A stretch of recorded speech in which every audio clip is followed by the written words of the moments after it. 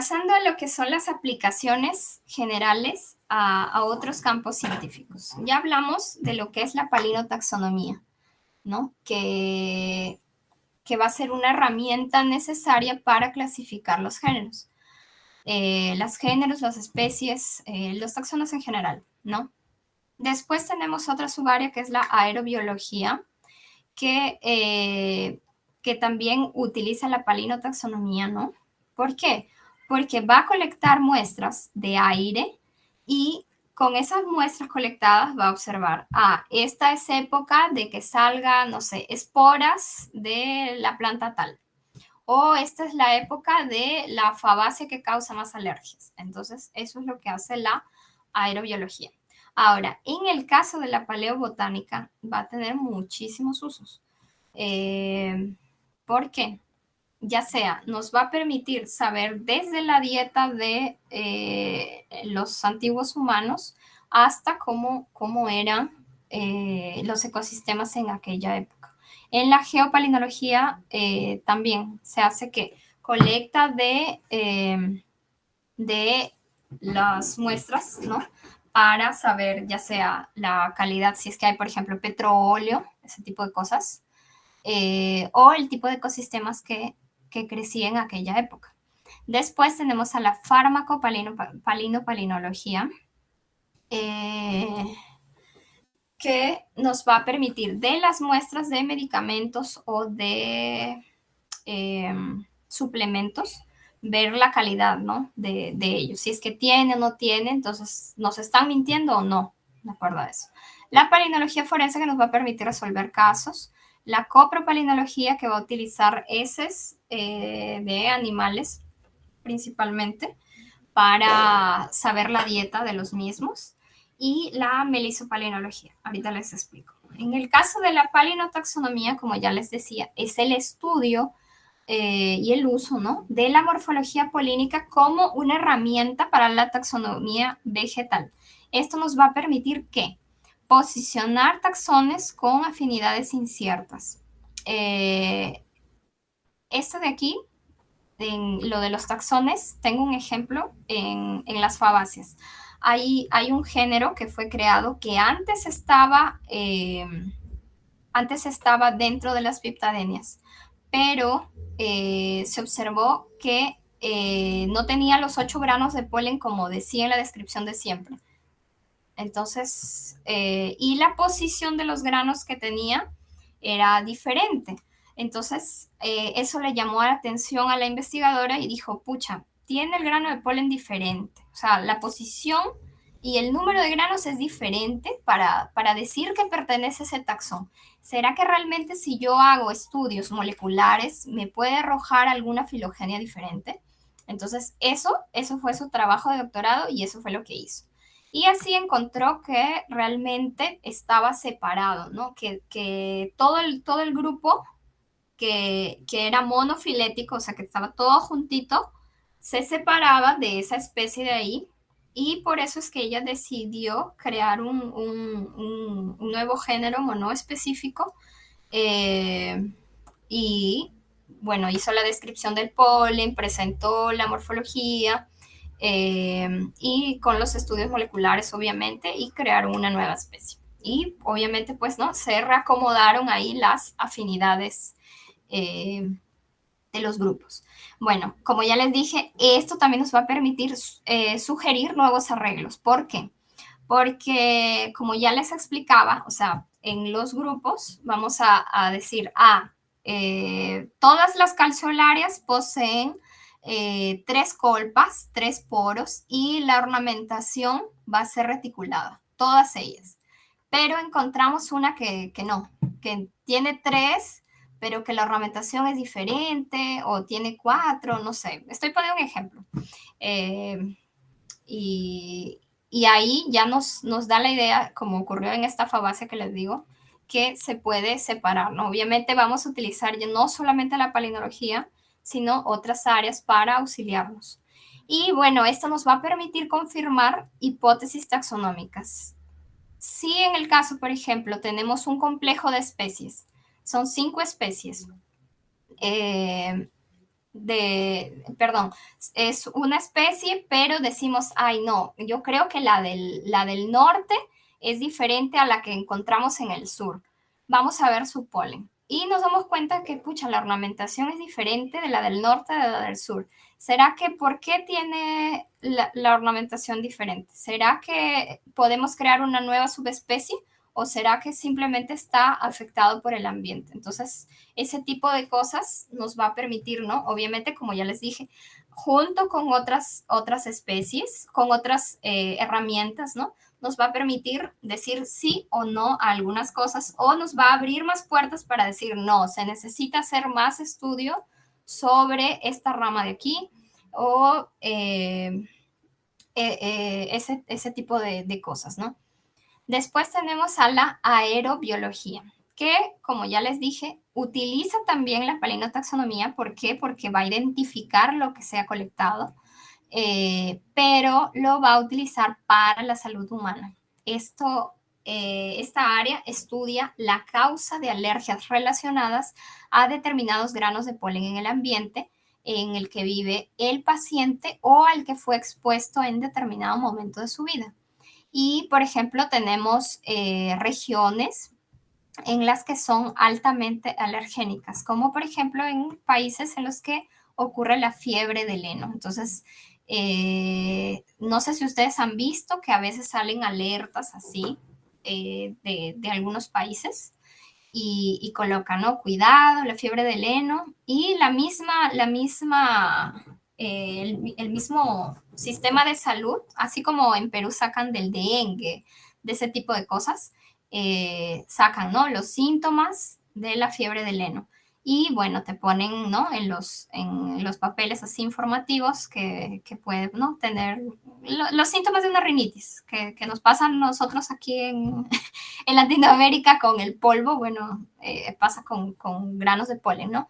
Entonces pone lo que te puede ocurrir y lo que, para que vayas al centro de salud y te puedan recetar algún antihistamínico para que te ayuden, ¿no? A sobrellevar los síntomas.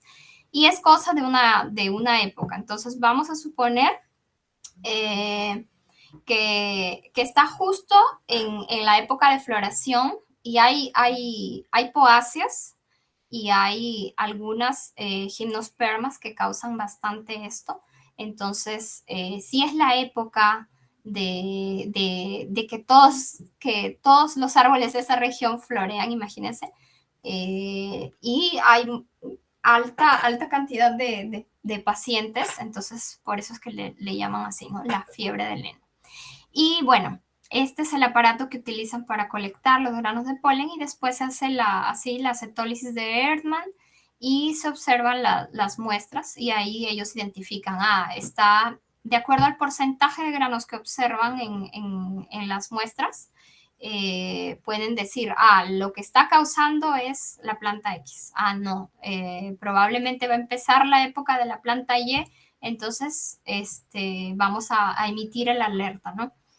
Y hay en ese tipo de países, siempre a diario están sacando reportes del polen del día.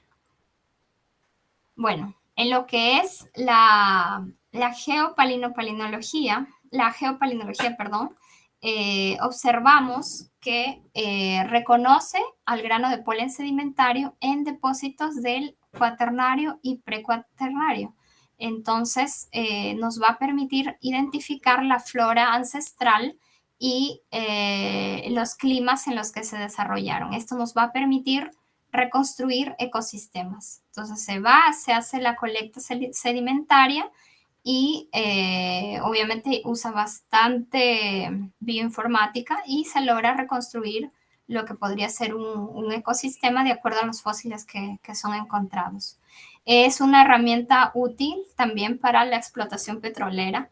Encontrar determinadas especies les va a permitir saber la calidad y la cantidad de granos y también en cuánto es que se necesita profundizar para extraer el petróleo, ¿no? También nos va a permitir hacer correlaciones estratigráficas y también saber si en determinado lugar hay, el sedimento posee origen marino o si es de origen continental, de acuerdo a lo que se observa, ¿no? Entonces, van a haber especies, que, como ya les dije, van a ser encontrados en determinadas zonas que son típicas de, por ejemplo, no sé, vamos a suponer en Cañaris encontramos la planta X, entonces ahí podemos ver que fue de tal origen o no, ¿no? En el caso de hacerse colectas de sedimento. Sería un estudio interesante. Bueno, tenemos también la aplicación de la paleobotánica en la arqueología. ¿Qué nos va a permitir hacer esto? Guiarnos para excavaciones, ¿no?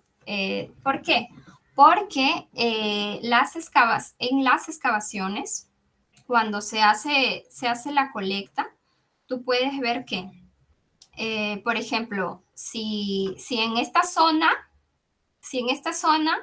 la variación de granos de polen es de un bosque, o si era de lo que era, por ejemplo, cereales, cosas que comía el hombre antiguo, entonces decimos, ah, no, nos conviene hacer la excavación aquí y no aquí. ¿Por qué? Porque en esta parte, estoy poniendo un ejemplo, vamos a suponer que en esta parte encontramos un típico bosque.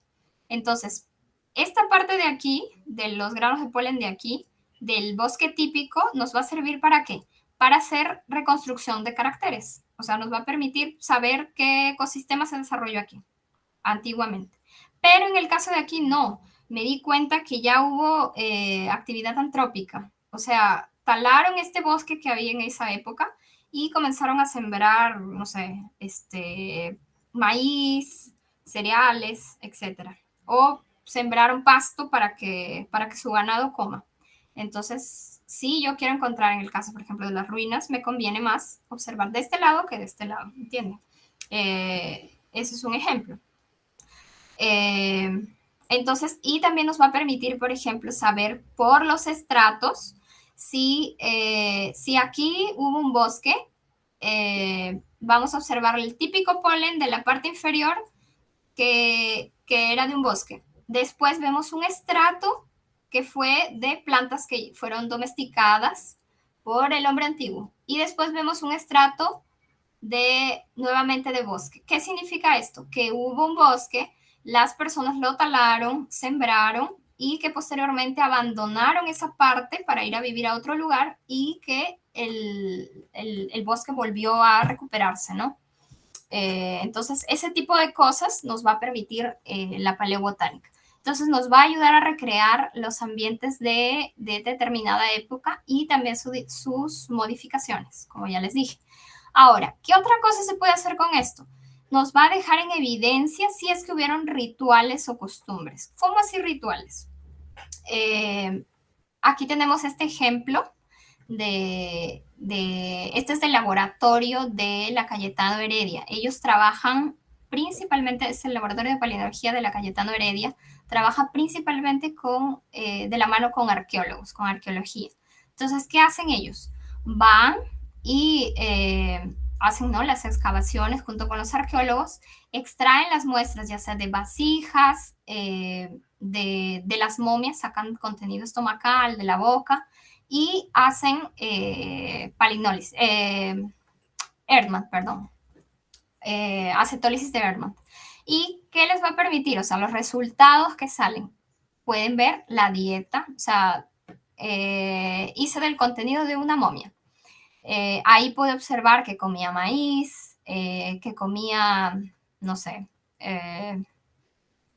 en el norte, no sé, vemos que tenía polen de algunas cucurbitáceas que puede pasar en algunos animales. También se han hecho estudios en animales, en las llamitas que encontraba.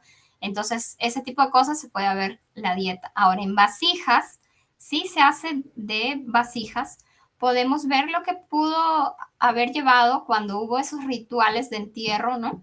A veces los muertitos eran enterrados con sus ofrendas para que en el más allá ellos puedan tener comida. Esa era la creencia que ellos tenían. Entonces generalmente enterraban con cosas que ellos consideraban valiosas, importantes en su cultura y obviamente cuando se extrae las muestras, ¿no? Vegetales de ahí, se puede observar que existían, no sé, papas, que existía maíz, que existía maní, etcétera, ¿no? Entonces, ese tipo de cosas se puede observar. Y bueno, los efectos del cambio climático también se ve por la reconstrucción de las épocas, ¿no? Como les dije. En Perú esta parte, como consideramos, es un país que consideramos bastante la arqueología. La paleobotánica es una herramienta que es muy importante en Perú y que va de la mano. Y, por ejemplo, aquí tenemos más estudios de papers peruanos que fueron dedicados a esta área, ¿no? A paleopalinología, perdón. Entonces, por aquí tenemos este estudio de Correa que nos dice sobre la paleopalinología como el polen como indicador medioambiental y extrajo la muestra de dónde, de la Huaca Ventarrón. Entonces vemos ahí que él ha hecho análisis de coprolitos de ratones. Entonces hicieron las excavaciones, encontraron los ratoncitos y sacaron las heces de lo que había ahí y pudieron identificarse 18 especies de granos de polen. Entonces esto les permite ver que los hábitos, qué era lo que había en esa época y que podía ser también alimento no solo para los humanos, sino también para los roedores. Entonces, este es otro estudio. Como ya les dije, se considera bastante a la arqueología en nuestro país. Y otro estudio que tenemos es este de aquí, que es morfología del polen en el área de influencia del monumento arqueológico Salapanco en el santuario histórico de Machu Picchu. Entonces, este es otro estudio también. Y nos va a mostrar o sea, este sí ya es bien de palinotaxonomía aplicada a la arqueología, ¿no? Entonces, ellos extrajeron las muestras y nos mostraron, tenemos tal especie, ¿no? Y la forma que tienen, los tamaños y todo eso. Entonces, la paleopalinología nos va a tratar de qué? Nos va a explicar, por ejemplo, como ya les decía, de lo de la reconstrucción de los ecosistemas, nos va a mostrar que si encontramos en el sedimento herbáceas o algunos árboles como pinos y el género Betula, entonces, ¿qué significa? Que en aquella época el clima iba a ser seco y frío, generalmente. En el caso de los climas templados, ¿qué vamos a encontrar? Algunas veces coníferas, por ejemplo. Y en el caso de climas templados y húmedos, ¿qué se podía observar en aquella época, en la reconstrucción? Los géneros Tilia, Corylus y Quercus. Y como ya les había dicho en la diapositiva anterior, si encontramos alguna anomalía en las muestras sedimentarias por estratos, ¿qué va a decir? Que hubo actividad antrópica, o sea, que hubo una época en la que era bosque, después entró el hombre y después se fue modificando todo ese ecosistema, ¿no? Después tenemos otra área que es la farmacopalinología, perdón, que como ya les había explicado, nos va a permitir identificar en los medicamentos o suplementos si fueron utilizadas realmente flores pulverizadas o muestras de polen. Entonces aquí, por ejemplo, tenemos un polen seco que se vende, ¿no? Es súper común ahora usar esto, ya sea para darle un extra de vitaminas, de minerales a las comidas. En algunos países, como aquí en Brasil, utilizan bastante el polen ya encapsulado, que le da una presentación más, eh, no sé, le aumenta el precio al polen, ¿no? Y lo envasan de esta forma. Otra presentación que encontramos y que vemos que sale súper caro, que sale 698 reales, es polen orgánico. Entonces, en algunos lugares suelen vender, o sea, te dicen, ay, es orgánico, y le aumentan, le quintuplican el precio y obviamente te muestran, pues no, el grano, pues ellos sacan qué metabolitos secundarios habían y todo eso y lo asocian, ¿no? Ay, que es bueno para la garganta, que es bueno para el estómago. Entonces muchas personas caen en eso y bueno, los compran, ¿no? Ahora el mercado de los orgánicos es muy lucrativo, entonces mucha gente se ha aprovechado de eso, ¿no? Y obviamente tienen que tener pues las certificaciones. Y una de esas certificaciones es hacer farmacopalinología, ¿no? Entonces, si yo estoy vendiendo una miel que digo que es medicinal porque tiene, no sé, polen de eucalipto porque te va a ayudar a la garganta. Entonces, ¿qué tengo que hacer? Lo llevo con un palinólogo y le digo, oye, sácame la cantidad de granos que hay. Entonces, si hay un porcentaje alto de granos de eucalipto, yo puedo decir, sí, realmente estoy vendiéndote algo que tiene polen y que podría ayudarte a estar saludable. Entonces, eso. Después tenemos a la palinología forense, que es el estudio del polen y otros palinomorfos para esclarecer o resolver casos judiciales y la mayoría de estos casos van a ser obviamente de carácter penal. O sea, ¿qué quiere decir? Que puede llevar a la cárcel o no a las personas. Estos palinomorfos van a formar parte de lo que son las pruebas silenciosas. ¿Cómo así pruebas silenciosas? Vamos a suponer que encontramos el cuerpo de una persona, no sé, en la playa, ¿ya? Cerca a las orillas, no sé, en un humedal, en el humedal de Eten, vamos a suponer. Entonces, ¿qué espero yo encontrar ahí en el cuerpo? ¿Qué tipos de granos de polen? Entonces, yo no sé, de totora, de algunas suculentas que están por ahí cerca al mar, ese tipo de cosas. Pero ¿qué pasa si cuando yo hago, ¿no? La muestra, saco la muestra y observo que no, que tiene, no sé, de bosque seco, vamos a suponer, observamos una alta cantidad de caparis, no sé, observamos de algarrobo, ese tipo de cosas. Entonces, ¿qué me quiere decir esto? Que el cuerpo ha sido movido. Probablemente la persona murió en un bosque seco y yo lo llevé, bueno, el asesino llevó el cuerpo y lo dejó en la playa.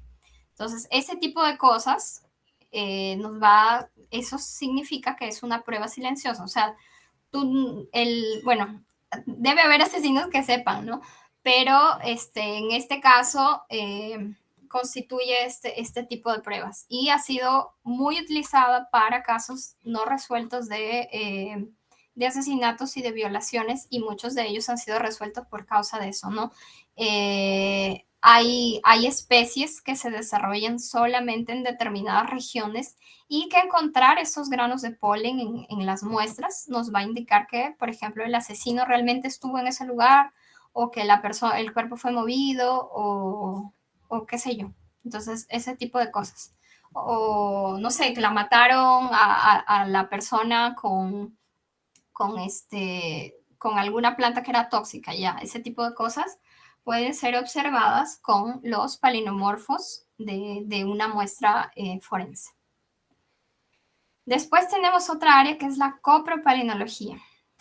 La copropalinología nos va a permitir analizar el contenido estomacal y los excrementos para identificar la dieta del animal.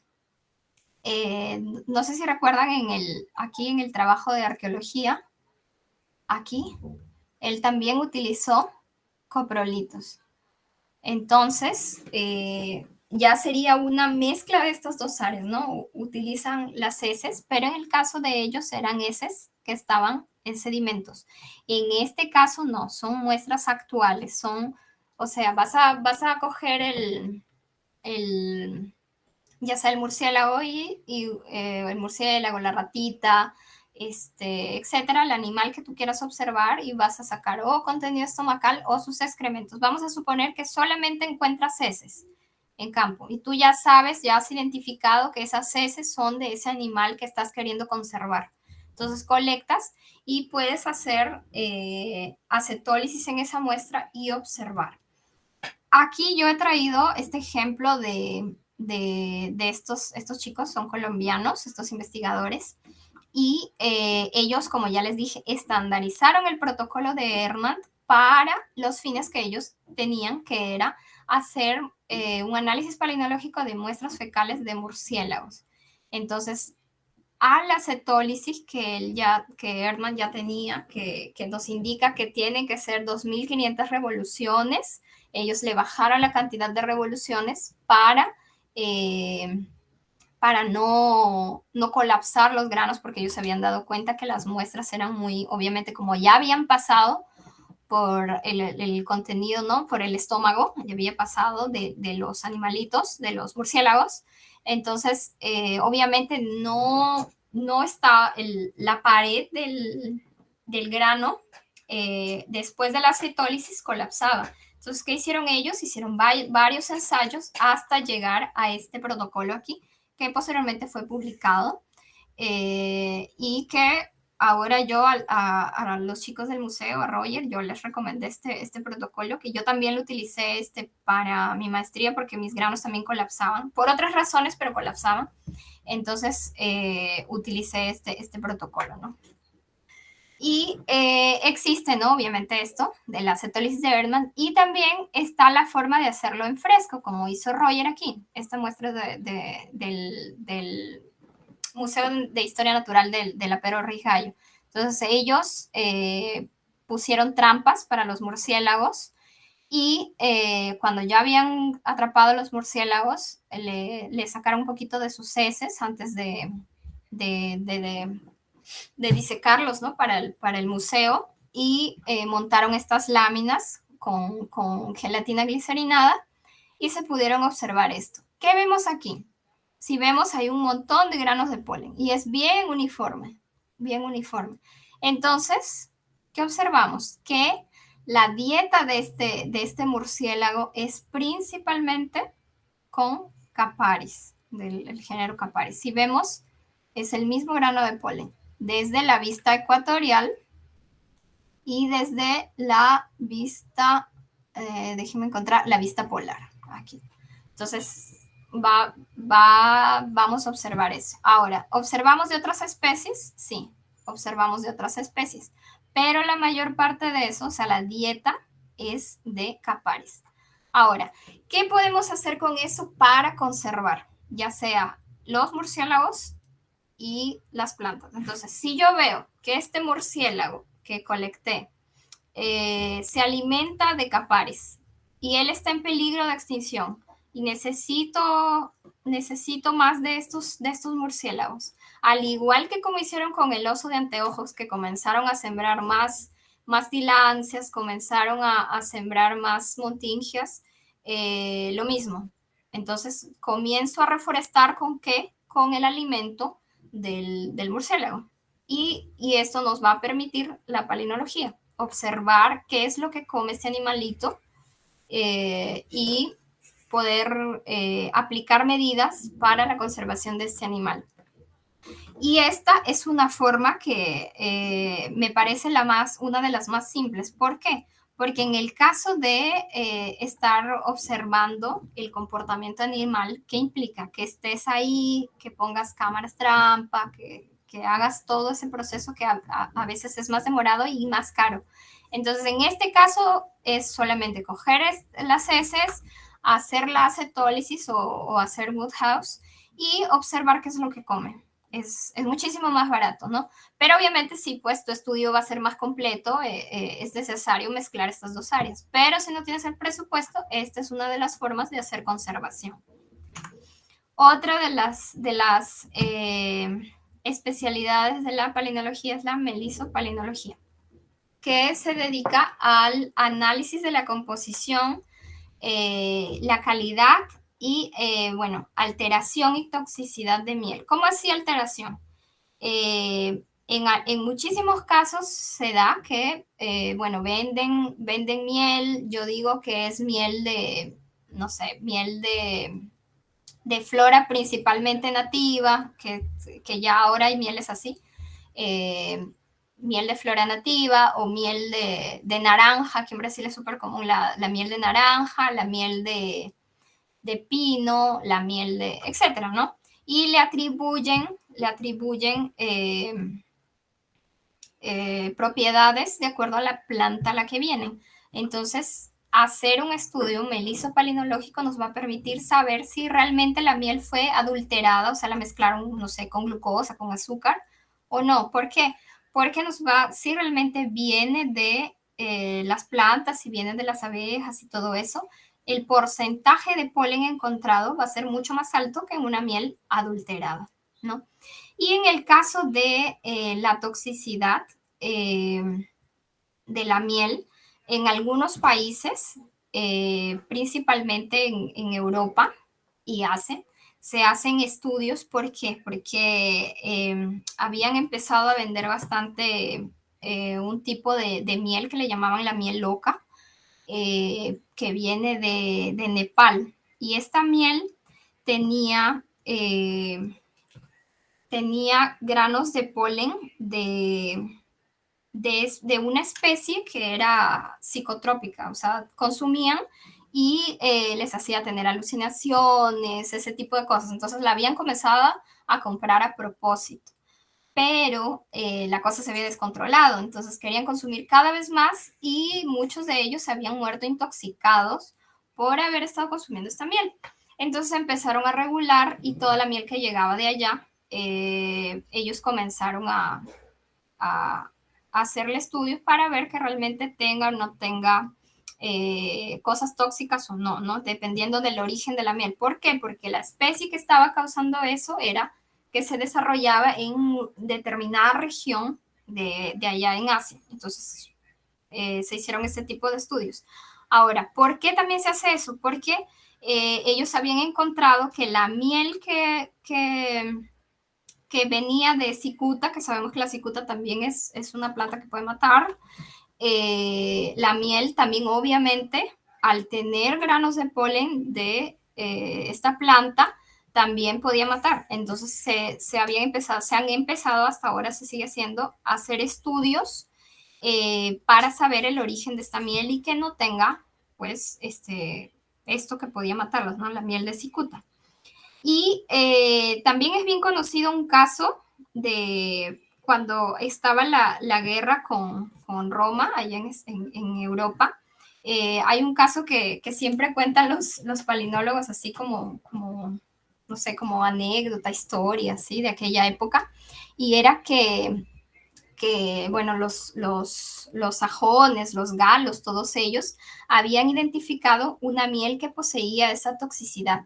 Entonces, cuando ellos veían que los soldados romanos iban a pasar por determinada parte, o sea, ellos anticipaban, están hoy día aquí, entonces vamos a suponer, están caminando de aquí a tal lugar, entonces van a demorar 3 días o 2 días en llegar hasta esta parte de aquí.